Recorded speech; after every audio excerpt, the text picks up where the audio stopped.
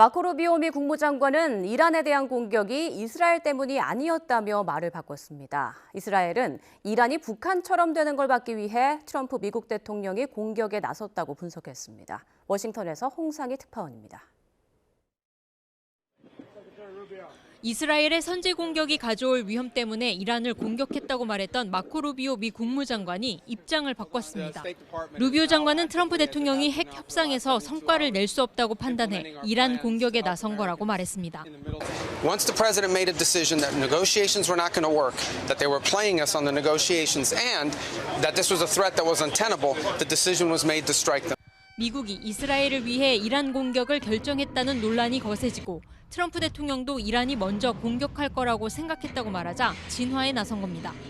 제대로 보도하지 않은 언론 탓이라고 나무라기도 했습니다.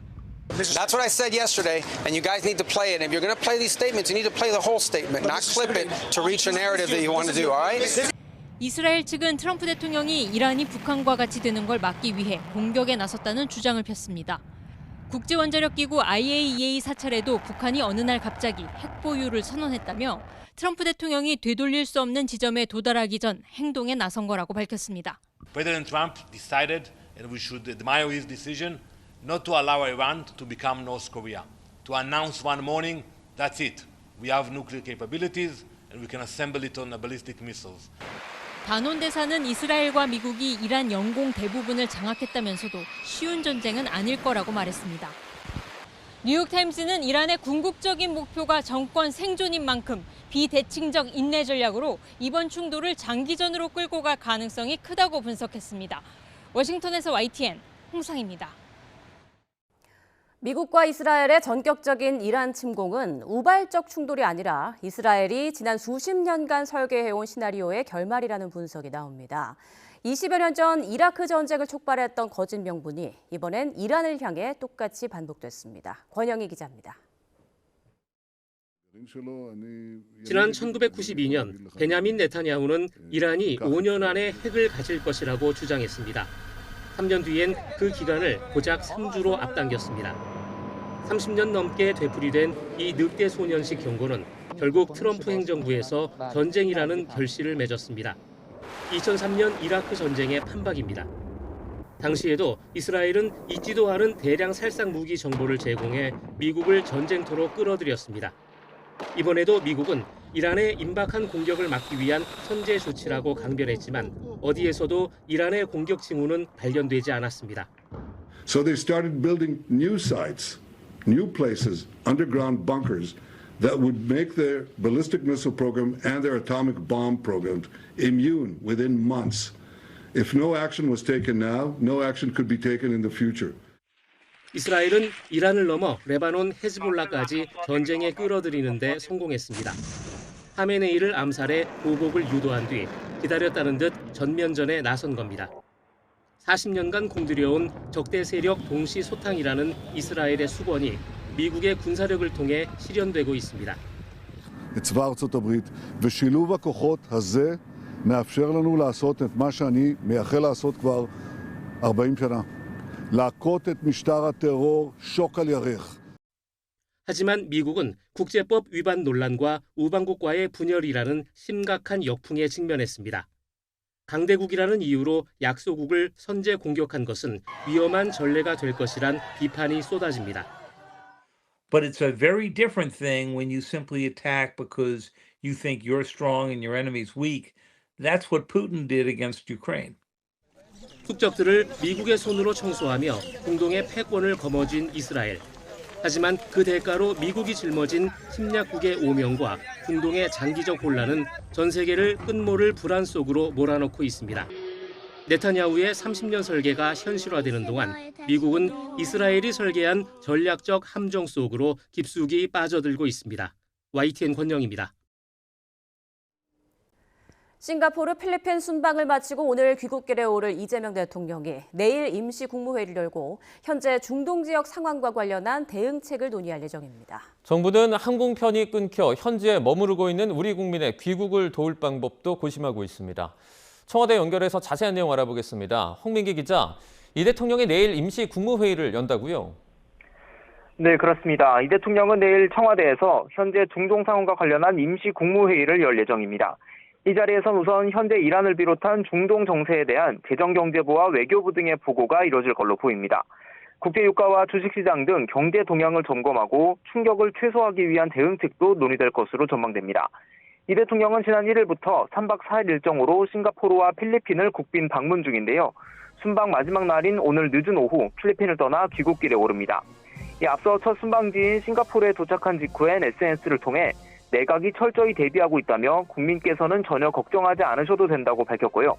또 페르디난도 마르코스 필리핀 대통령과 정상회담 이후 공동 언론 발표에서는 중동의 안정과 평화가 조속히 회복되기를 소망한다고 언급하기도 했습니다.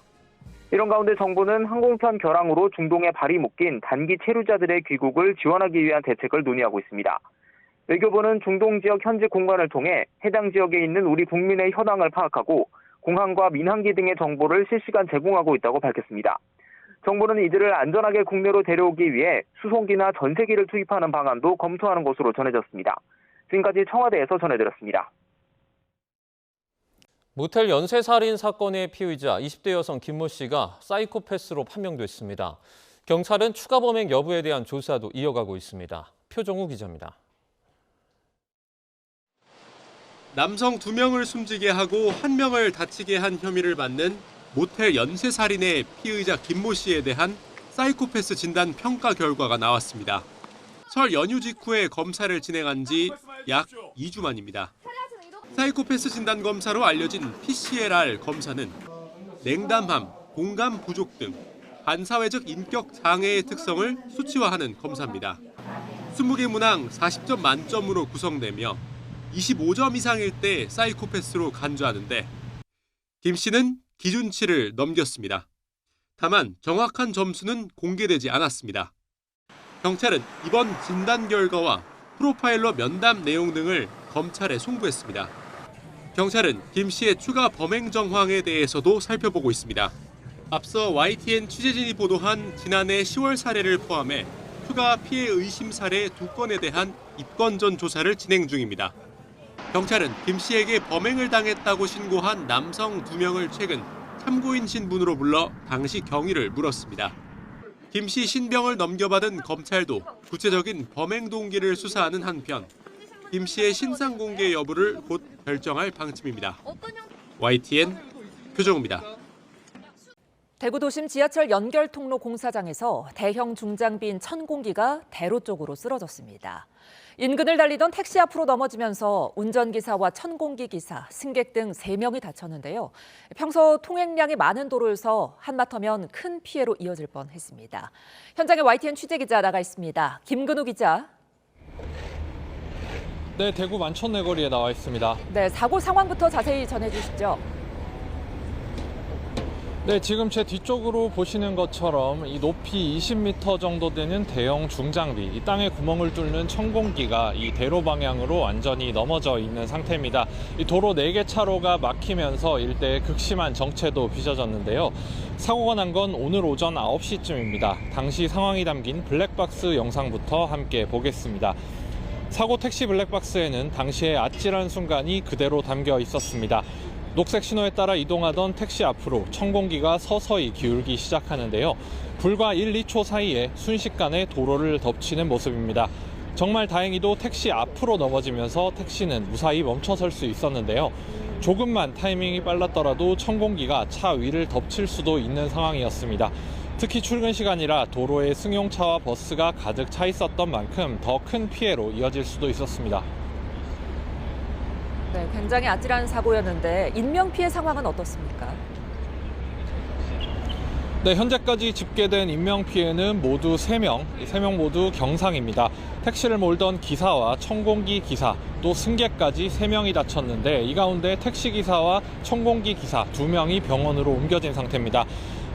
제가 현장에 도착해서 사고 당시 주변에 있는 시민을 만나봤는데요. 쿵 하는 소리와 함께 땅이 울릴 정도로 쓰러지는 충격이 컸다고 말했습니다.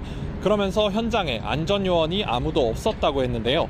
사고가 난 현장은 지난 2021년 근처 아파트 건설에 맞춰 시공사가 지하 통로를 만들어 기부 체납하려던 공사였는데 완공 시점이 계속 늦어지면서 5년째 공사를 진행해 시민 불편이 이어지고 있던 곳입니다. 넘어진 천공기는 지난 1월 말, 2월 초쯤에 설치된 것으로 파악됐는데 안전 조치가 제대로 이뤄졌는지 확인이 필요해 보입니다.